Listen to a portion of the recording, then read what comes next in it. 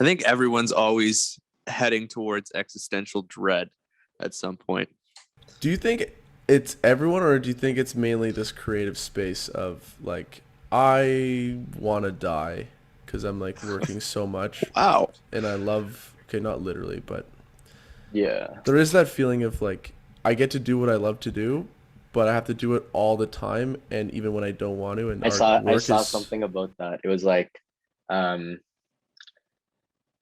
oh, I work for myself, but like you actually work for like 200 other people because now you have like your bosses are like, well, not like it's like different, but you're still working for someone. Like instead of working for someone, you're working with someone, more of a feel. But I think that was Will's biggest reason for going freelance.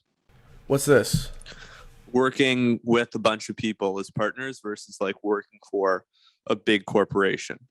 Can you elaborate a bit more? I feel like, what are you I feel talking like about? I'm a little we've confused. had this conversation before where you're like, I don't want to like just work for one person. I'd rather like be a partner with a bunch of people. Oh yeah, yeah. I'm trying to remember what like why I said that, but no, there's something more like there's something about you feel like you're working alongside someone, and it feels a bit more equal than if you just kind of work at a corporation like a TSN and whatever that network is. It does feel like you're simply just a cog. You're not unique. No one found you or is finding you for each job. It kind of just feels like, oh, we have you, so let's just find work for you to like fill so that we yeah, can justify paying you 40 grand a year, or whatever it Mm-hmm. is. Whereas like freelance work or working for yourself, it's you definitely feel more special and like needed. That's like one of hmm the biggest things that I really like out of it. But yeah, why don't we jump into this pod here? Why don't I introduce Alex? We did got we Alex on start? the Okay, podcast. Yeah, we'll probably throw in that beginning half, a little bit of okay, natural chat. But Alex, thanks so much for coming on. We've known each other for what, like 2 years now? Was it a we met up at a probably two little years. Starbucks? Well, Do you no, we remember met that? at on LinkedIn, which I feel like all Whoa. the conversations start. I swear, there's so Did much Will net. slide into your DMs? I did actually. I think, Oh, yeah, no, because I think when we were at Ryerson, like I was very, I can elaborate on this a little bit more, but like when I was there, I was very like work specific. And I think I met Will around like, I think at the end of third year or beginning of, yeah, it was like around end of third year. So at that point, I was already pretty much into the video space already. And at that time, like I didn't know anyone, any other videographers, at least like where I was at, that I was like, when I think I saw Will on LinkedIn or whatever, I was just like, hey, like I'm think we're doing the same thing. Let's connect. And I think it kind of just went from there. I love the jargon. Let's connect. Let's expand our let me networks pick your together. brain. But honestly, as much as we make fun of it, it worked. I mean, Alex and I have worked together. We're buddies. Like, I think LinkedIn is underrated, a great platform to actually share your work and meet people that are like-minded, pre-COVID at least. Pre-COVID. Yeah. Well, that's how it's funny because that's actually how I started too. Um, so I went into Ryerson not knowing what I wanted to do basically. I went to an arts high school. I did vocal for 4 years because it was like I had to sing for 4 years basically. Like you had to do an arts program to like get into the school and stuff. Um, I got into creative industry. I don't want to talk about creative industries for the whole time, Oh but no. We want to hear about it uh, because we were sport media guys. So I have no idea what Creative creative industries is industries. just an enigma to me. I was like, what yeah. what Well, do it's you so guys funny because focus on? not a lot of people, like at least client wise, know or like have I told that I went to school for like to Ryerson for creative industries and stuff. But so fourth grade 12, I got into creative industries because I was intrigued with they had like a music industry module where they like you get to learn about the music industry and like there's like a business of music and like all this stuff. And it was really intriguing at the time. So yeah, first year they were talking about how you needed an internship in fourth year. So, and it's funny because Universal Music was one of the big things that I was like, oh, like that's really dope. And then LinkedIn, Zach connected. So Zach is he's an agency, not agency guy, but he has his own like creative agency, I guess, at the time at least. And he Who's connected Zach? with me. Zach is, yeah, I should put it. Zach is like a friend of mine now, but like so I met him through LinkedIn because he went to Ryerson for RTA. No, did he go for RTA? I don't remember. For I something. think he went for, yeah, I think he went for RTA. And then I saw that on his LinkedIn, and he was doing like, I saw that he went to Ryerson and he now has like his own creative agency. And I was like, oh, like that's really dope.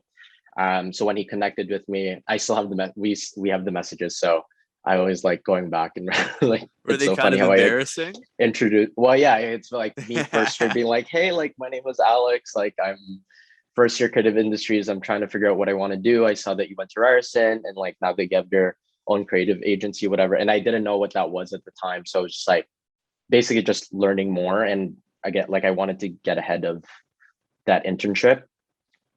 So I met up with him, and then yeah, I kind of just went from there. Like he told me about like what he does, and like he actually dropped out of Ryerson because of his creative agency and stuff.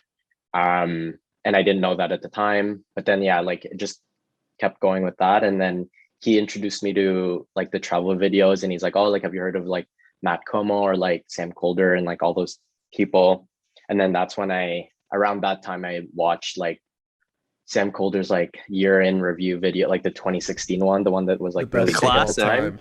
Yeah. Yeah, The and I was best just of like, all time. literally, and I was just like, whoa, like that's really sick. And then yeah, and I think at that time like I wanted to do something more along the lines of that. So that's pretty much, it's funny because I always tell him like that's pretty much how I got started with video.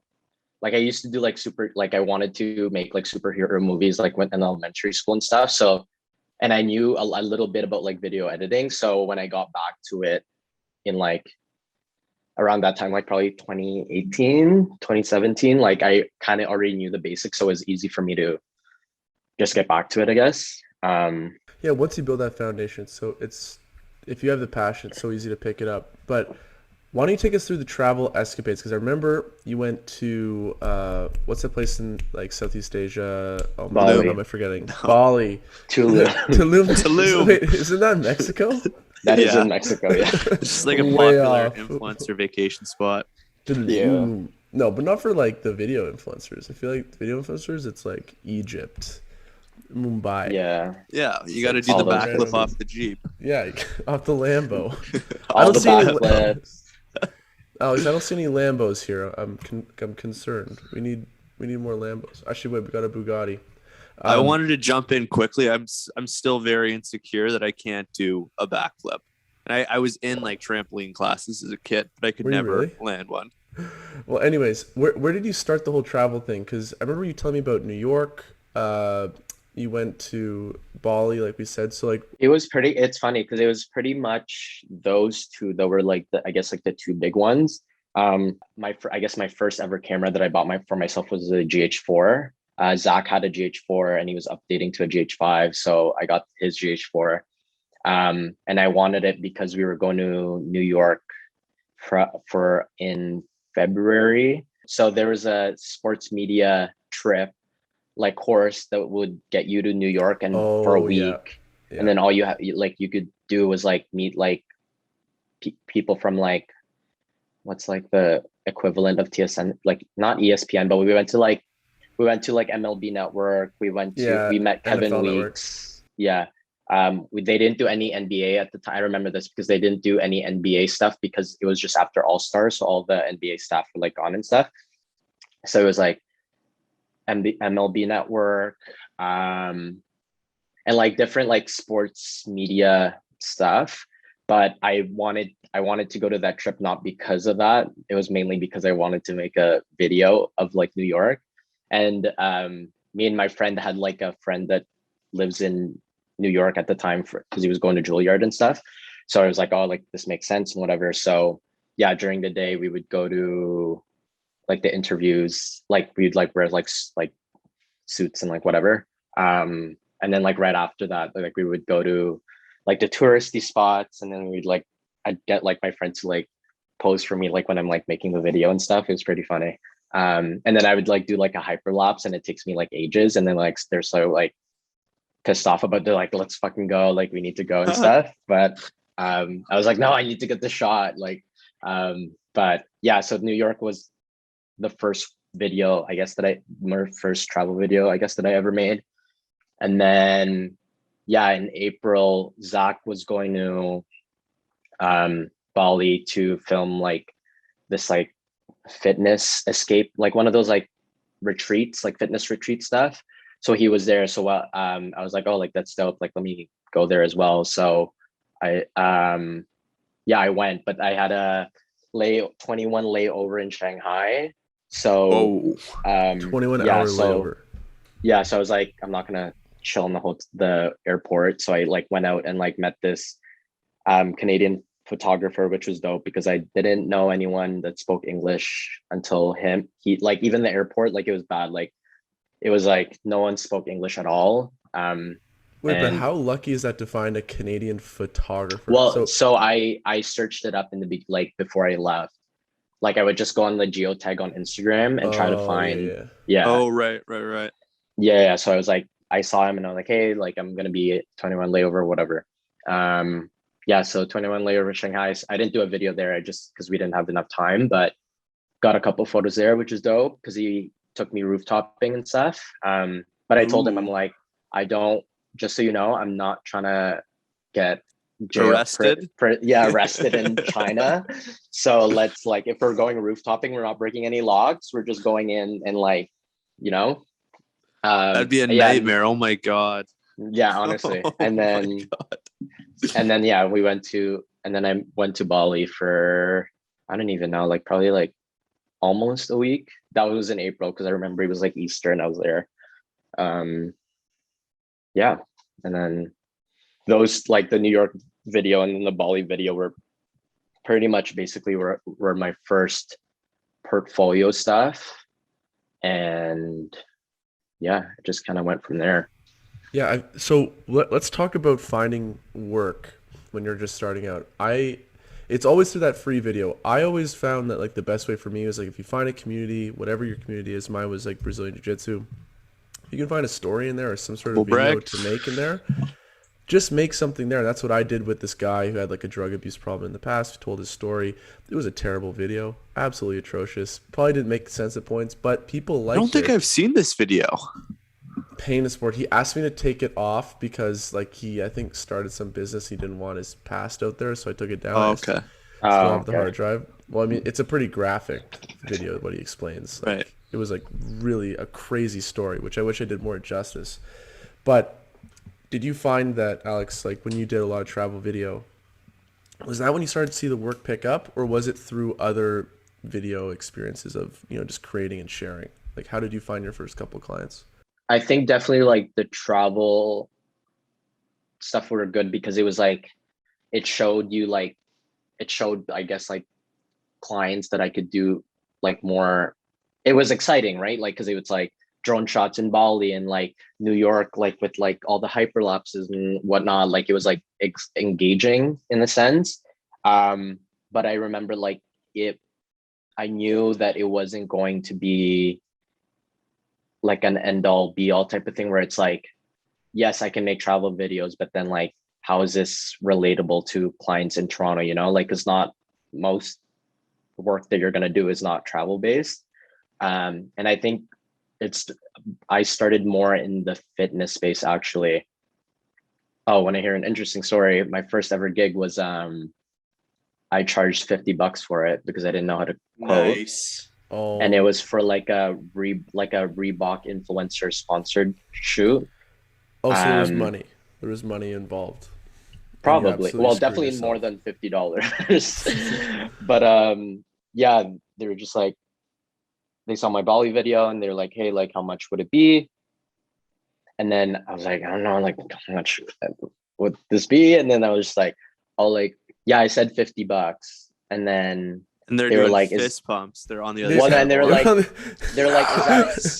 is that including editing, like shooting and editing? And then at that time I was like, oh, is that a lot? Like, but then I realized like that was like them Pennies basically to the saying dollar. that's little. Yeah. They, They're they like, I was press like, they press I was like, mute yeah. on the phone. I don't even, I think it might have been lower because I was like, oh, it's going to be this much. And then they were like, oh, is that including shooting and editing? And then after that, I was like, oh, sorry. Like, and I put asterisks and I said, like, it's actually going to be like $50. I forgot to add the editing. Like I said some BS because I was just like, fuck, I did it like really low. Oh no. But yeah, no, it was funny. Because obviously, like looking back now, it's like, what were you doing? yeah, How nice peanuts. would it have been to have a mentor at that point? Just to be No, like, 100%. No, slaps you across honestly. the face. He's like, what? 50? Add another Yeah. 0 on that. Yeah.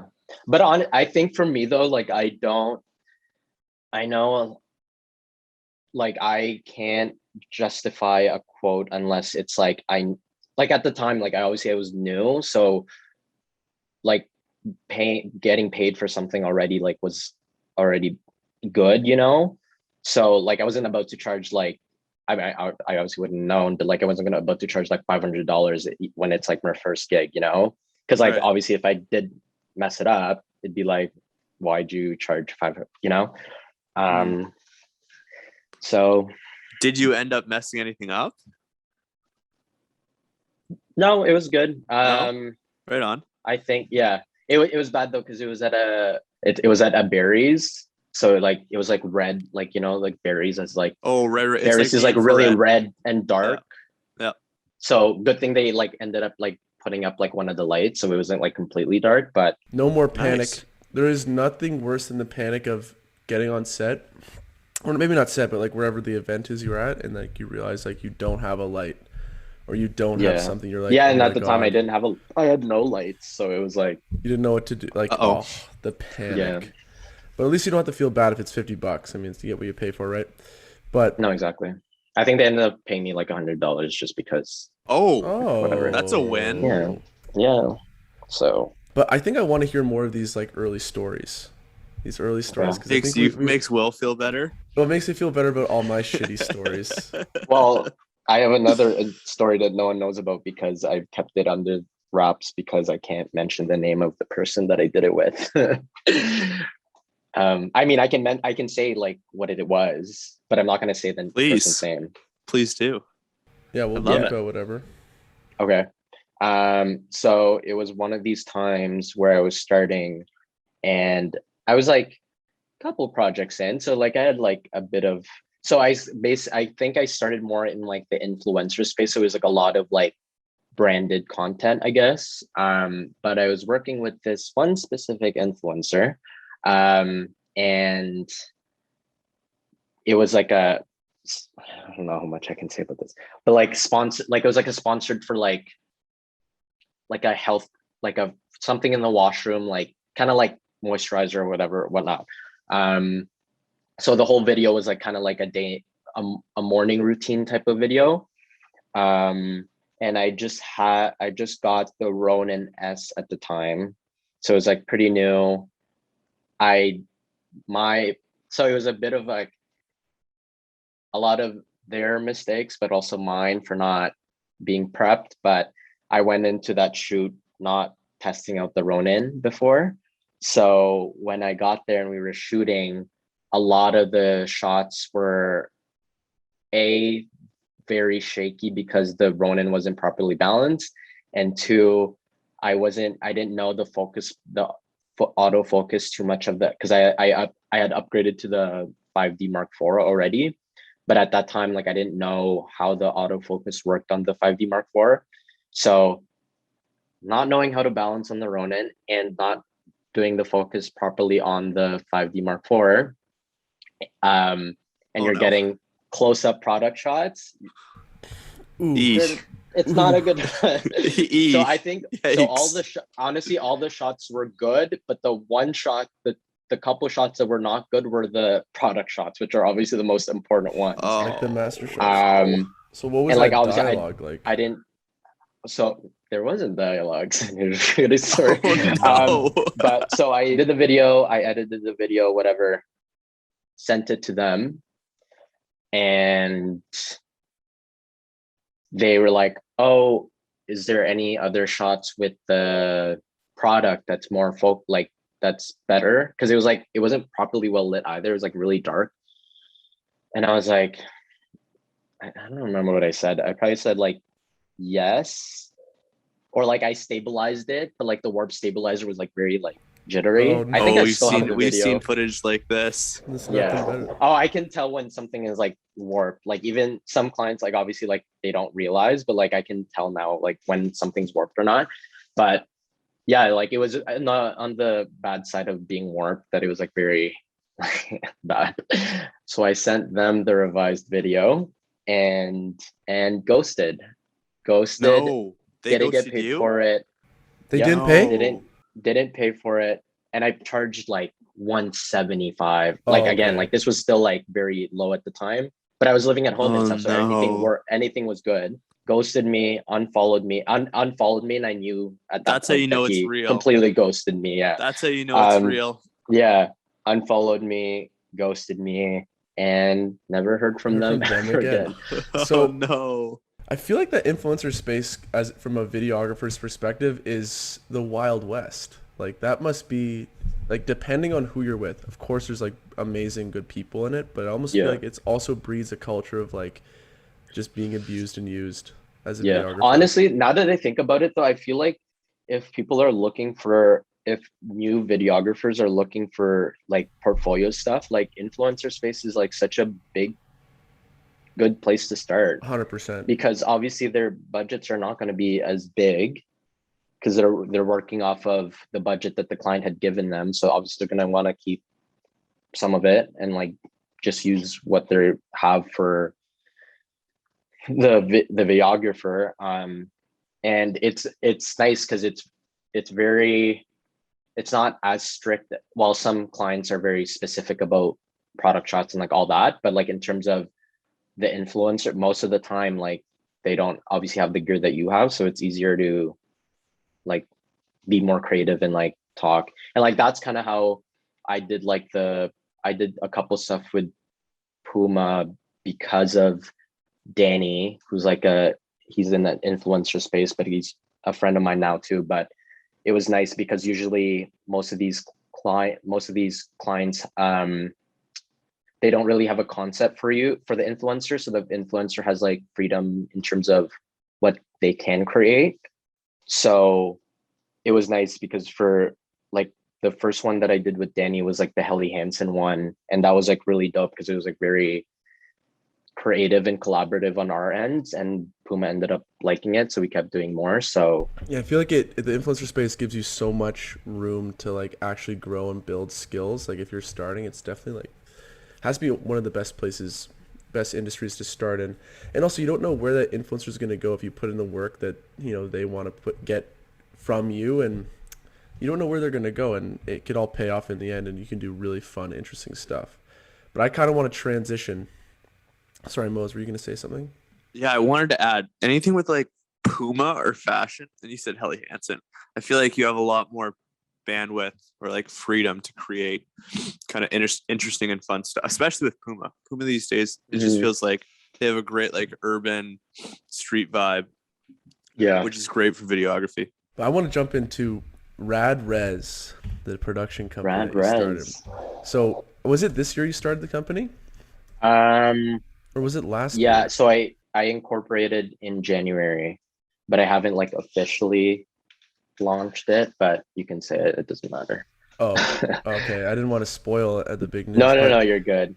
but I always find it interesting someone starting this new venture, want to be a production company. Can you walk me through what made you wanted to like actually start a company itself and not just be the individual anymore? Like, what's your purpose? Yeah, I want to hear so more about what you think.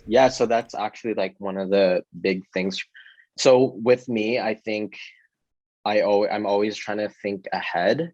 So like kind of an example of that was like when I was doing like the travel video stuff, I knew that wasn't going to be like a feasible, I guess, at least financially, like long-term route for it, right? Because like obviously travel videos, like at that time it was still pretty, it was get about to be, I think right now it's like completely obviously saturated, but obviously pandemic, so it's like harder. But I knew at the time like that wasn't gonna be like the most financially feasible. And also I've heard like a couple of people like all they do is like they try to get like a hotel, and in exchange for that they'll do like a video, and obviously like that's not like you're not making money off of it, right? So it's like It's it's funny not you gonna. mentioned that. Do you know Pat? We had the guy on the podcast, Pat Greenall, said the exact same thing. He's like, you want to travel for free around the world and you know how to do videos? Just reach out to the hotel, offer videos, and you get free hotels or discounts. I'm like, oh, Yeah, interesting. But at the same time, it's like, don't you want to make some money? You know? I can't. So in Bali, that's kind of what we tried to do. Like before we went, like I tried to email like a bunch of people and try to do that. But also again, like once you get once you develop yourself, and obviously like you grow older in the space, you're like more. It's not going to be feasible to just keep doing that. But yeah, so going back to like rad res and like all that stuff, I started thinking about that. I had like a couple of things already in the works, like during the pandemic. I know like I had like my old notebooks and stuff, and I already had it planned. Like I was like, what's my plan after I graduate, and like this is like what I want to do, and like all this stuff.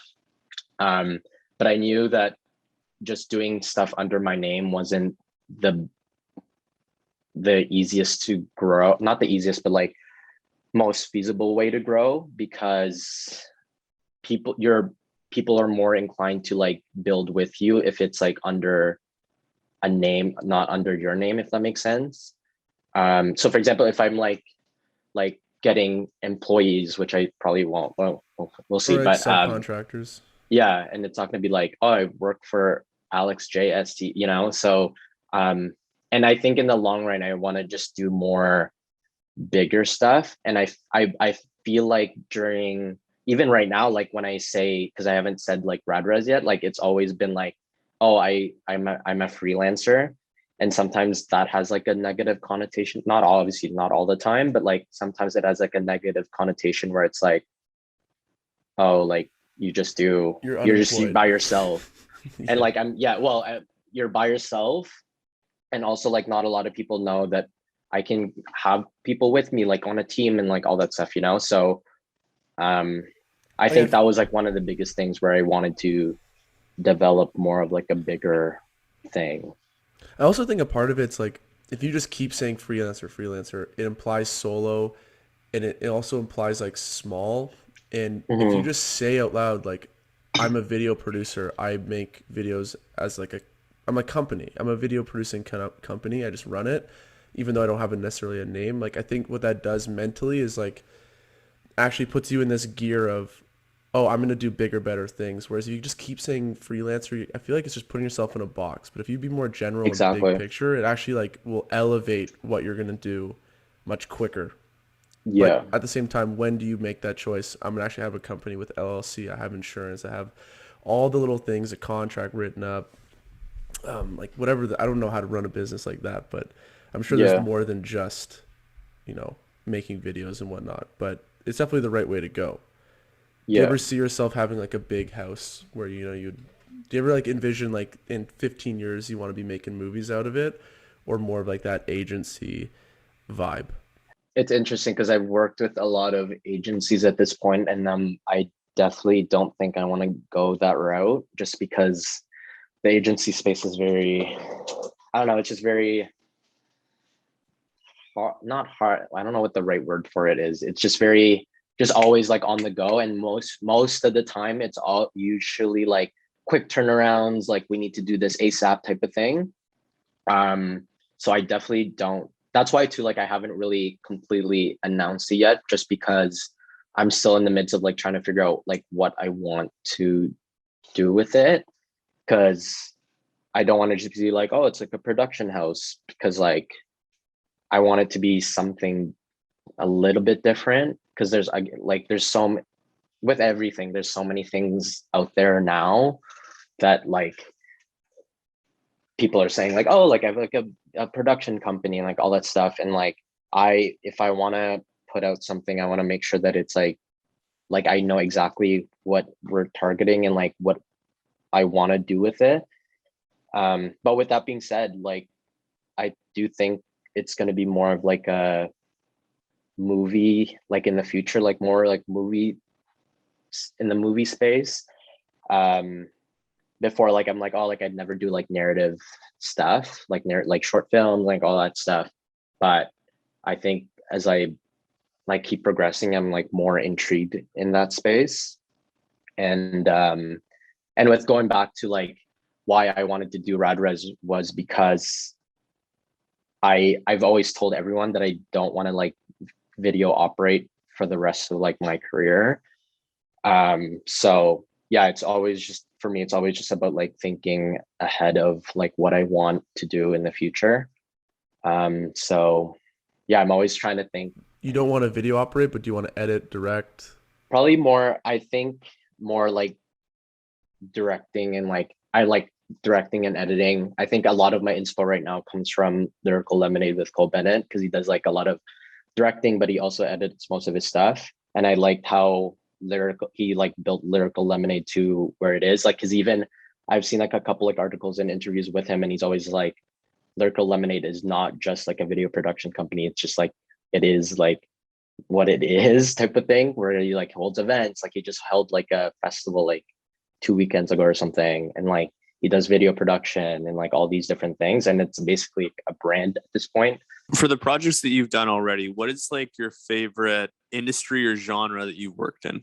Definitely more the fashion lifestyle stuff. Canada Goose and NBA One was like really dope. Can you walk us through that project? So their partnership is based around the All-Star game. Right. And yeah, so I knew that they needed to make they were going to do like a TV spot around it, but they also wanted to make like TikTok ads with it. And at the time, like I've already built enough of like a reputation for doing quick turnaround works, which I'm It's trying not to easy. like be more, well, yeah, I'm trying to be more like, I don't do that as much as you guys think. Like I'm not, it's because like now it's a lot of the times that like people reach out to me because they know that I can turn around like really quick. Right. And I'm trying to like get away from that, because obviously I don't want to stress myself too much. But yeah, so that was dope because it was very, yeah, so they needed to do a TV spot. They wanted to do TikTok ads as well. And what else was there to say with that? Yeah, what did you want me to walk around you with that? Yeah. What was like what was the concept behind the shoot or campaign? It was around the NBA All-Star game. Yeah, so Canada Goose was going to make their first ever TV spot, which was surprising to me that they've actually never did one. But I didn't shoot any of it. I was more so the post-production side of things. So they knew that the editing turnaround for the TV spot was obviously going to be longer. So they needed like TikTok ads like really quickly. So while the TV spot was being edited, they handed over the footage. The production company like handed over the footage, and then I was able to like go through it. I guess like I had to go through like all the footage myself, and then kind of just figure out what the TikTok ads could look like. But there was two, because there's one TikTok ad that was based off of the hero video, so that was like compiling just the footage from the commercial that they were making. But also the second one was just going to be I'm trying to find what their name for it was, but like their ambassadors, I guess. So one of their ambassadors was like James Wiseman from Golden State at the time, at least. I don't know if he's still Golden State. But yeah, so those were just like self-shot like iPhone footage, which was kind of interesting, because I'm like, how do I make a video out of just them like doing their skills, like, and make it like engaging? But yeah, and it ended up working well. And yeah, no, that was really fun because thank you. Yeah, no, it was really fun because I was able to choose the music that they ended up using for the hashtag challenge. And it was like really nice seeing like kids like doing the TikTok challenge with the song that I chose and like all that stuff. So that was really fun.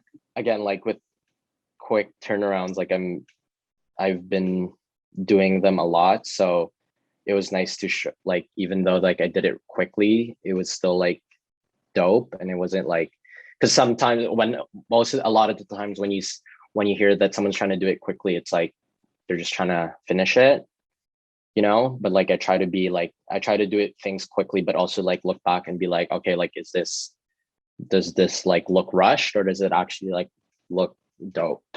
It's like the creative version of like buyer's remorse when you like put out a video and you're like, do I love this? Yeah. Is this something I enjoy? Is this something I truly, am I happy doing this? Do I want my name on this? When I think of videos now, well, like before, I'm always like, is this a type of video that I would put on my portfolio? Because if I think that way, I'm more inclined to like make it look really good. Yeah. Yeah.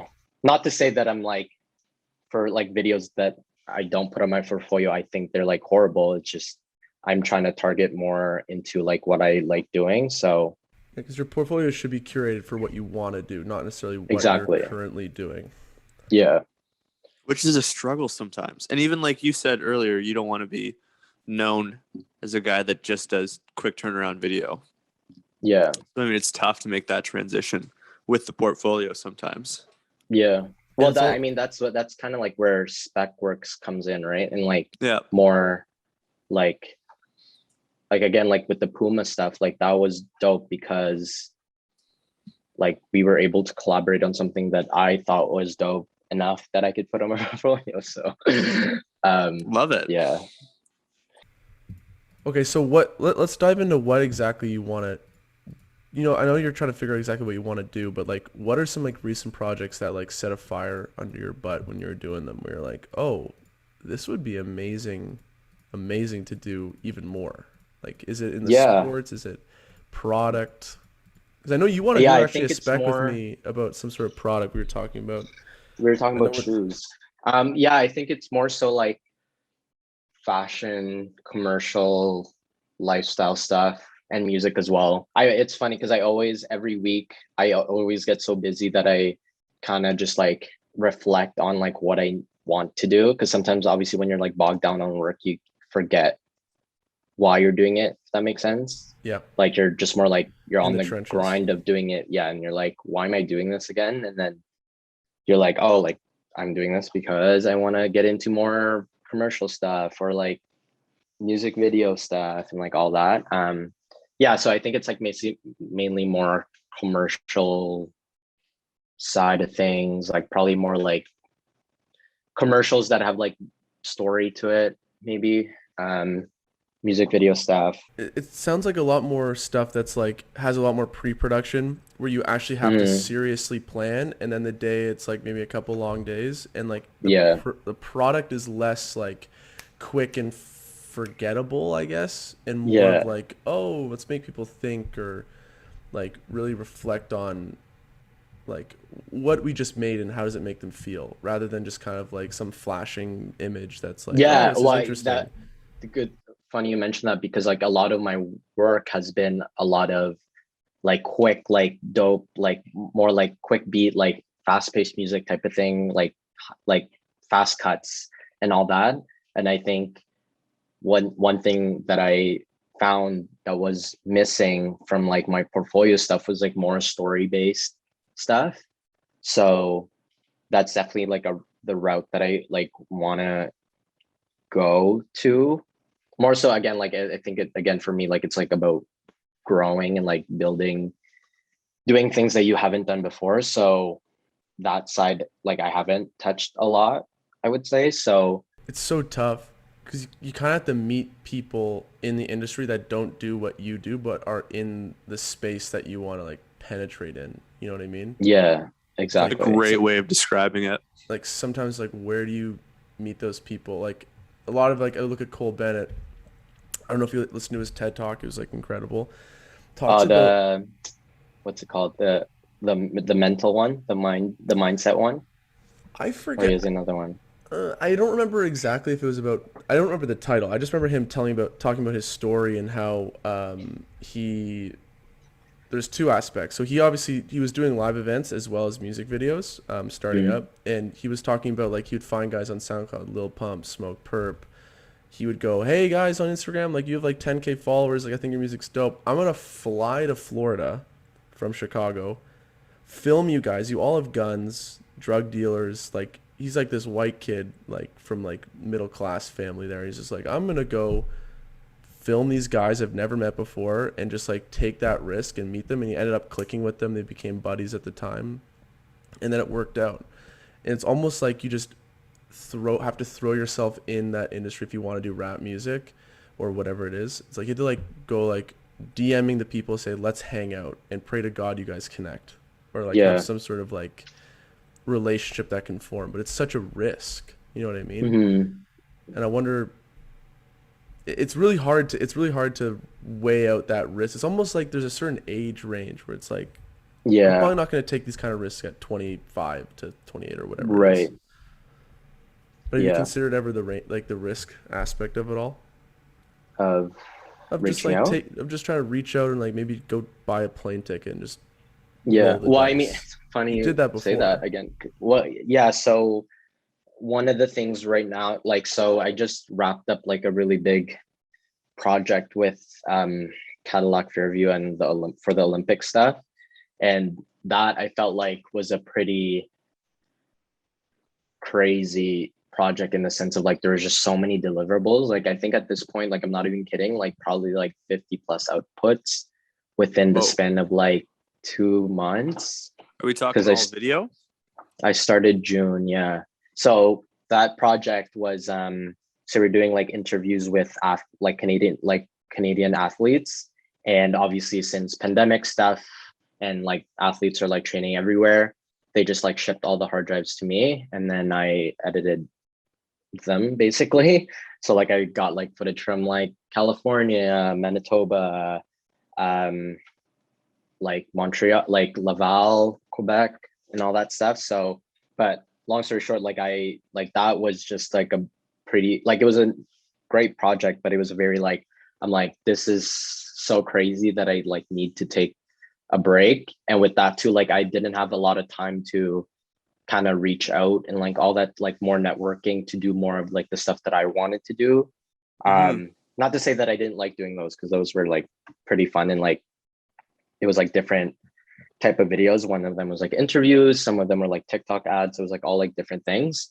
But yeah, like at least at this point, like it's already the end of August. I remember starting that project. I'm like, oh, like it's still like summer starting, da da da da. And then like by the time like I finished like the first couple videos, like first sets of videos, it was like already like June 30 and stuff. And I'm like, oh my God, where did June go? Because like I think most of my June was literally just working on those. But yeah, like I think now like things that are like a little bit more calmed down, like I want to do more like reaching out, obviously, because I haven't been doing that. And it's funny because my birthday is on Thursday. And I was like, I'm gonna take my first ever week off, like completely like not look at emails at all, because I've never done that. Even on the weekends, like I would like look at my emails. I'm gonna like do like a 1 week, like nothing, like do nothing. Best And decision. I'm here. I'm going to be working this week. Probably not on my birthday, but um, yeah. So I think I'm going to push that until like in like 2 weeks time and stuff too. Also because like I wanted to go somewhere that's like with a beach and stuff, but also I don't want to go Ollie. through the hassle. I don't want to go through that. So I don't want to go through the hassle of like the testing and like all that stuff. So the easiest would probably be Vancouver. And the flights right now are like back to normal, and I think they're going back to like 230 300 in like 2 weeks. So I think I'm just going to postpone it until then. But yeah, no, I was thinking that too. Like I was like maybe like I'll just go to LA and try to like be a little bit more risky, because like in the beginning, right, you'll do everything to like reach out to people and like try to connect and like do more projects, whereas now I'm like I'm a little bit more, oh, like I don't want to go shoot like I like out like downtown, like shoot pictures and stuff because I'm so busy. And it's funny because my brother's getting into photography, and like obviously he likes taking photos like the CN Tower and like just different places, and I'm just like I don't want to do that. I can't So get I myself think up for this. yeah, so I think I think it's a like just have to go back to like how did I feel when I was like just starting out and kind of just go from there, and like it'll be a little bit more risky. Because I also just don't want to be because Will knows this, like I don't usually take breaks. So I think I'm like learning now that I can't do that, and I'm being more like my mental health is like a little bit more like, oh, like I need a break. So yeah, I think I'm probably gonna do that this month at some point, hopefully. Well, Alex, this has been great. We just have to wrap up, but thanks so much for No coming worries. on. Is there anything you want to plug? Your Instagram, website, anything? Well, website is completely outdated, so just my Instagram Oh, is Alex you and Will. JSTE. It is super like, yeah, Will's got his demo reel from 2014. 2019. I didn't. oh see- really? But yeah, mine's beginning of 2020, so I made that in 2019. So There you no. go. it's definitely been a while. Yeah, a client reached out and I'm like, oh, do you have like a website? And I'm like, oh, I do, but Ooh. it's really old. None of them ask for Uh, websites anymore. They're just like, send us your work. I'm like, okay. yeah, Thank 100%. God. Instagram. Make sure to follow Alex at Alex JSTE. Follow us at Run Repeat Podcast everywhere, Instagram, YouTube. You know what it is. We'll see you next week. Ciao.